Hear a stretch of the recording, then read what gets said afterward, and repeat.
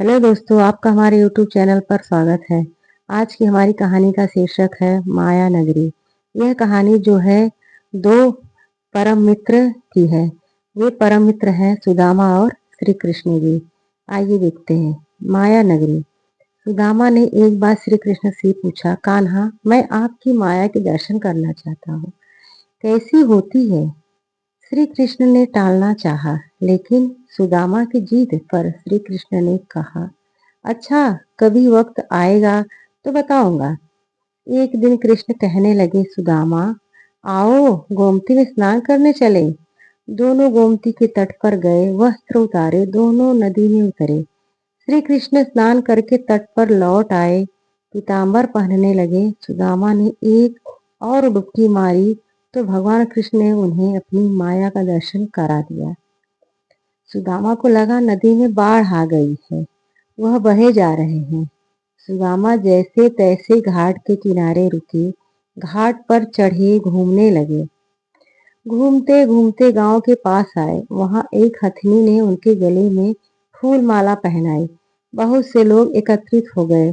लोगों ने कहा, हमारे देश के राजा की मृत्यु हो गई है।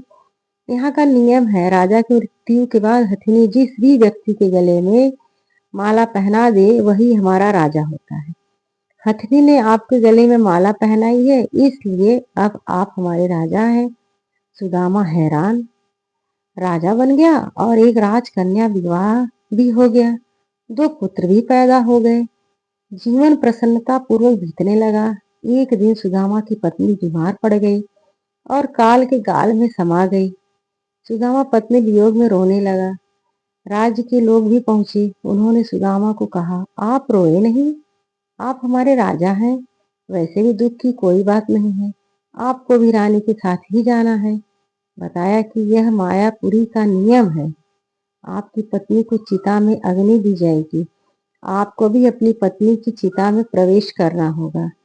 यह सुनकर सुदामा और जोर से रोने लगा, लेकिन लोग नहीं माने। सुदामा अपनी पत्नी की मृत्यु को भूल गया, उसका रोना भी बंद हो गया। अब वह स्वयं की चिता में डूब गया। जब लोग नहीं माने तो सुदामा ने कहा, चिता में जलने से पहले मुझे स्नान तो कर लेने दो। इस पर कुछ लोग पहरे में सुदामा को स्नान कराने नदी में ले गए। सुदामा रोए जा रहे थे और उनके हाथ पैर कांप रहे थे। आखिर उन्होंने डुबकी लगाई और फिर जैसे ही बाहर निकले तो देखा कि माया नगरी कहीं भी नहीं। किनारे पर तो कृष्ण अभी अपना पीताम्बर ही पहन रहे थे और वह एक दुनिया घूम आए। सुदामा नदी से बाहर निकले, साथ ही जोर जोर से रोए जा रहे थे। श्री कृष्ण ने सब कुछ जानते हुए भी अनजान बनकर पूछा, सुदामा से रोने का कारण पूछा। सुदामा ने सारा वृत्तांत कह सुनाया और पूछा, यह जो मैं देख रहा हूँ यह स्वप्न है या जिस माया नगरी से मैं अभी अभी आया हूँ वह स्वप्न है?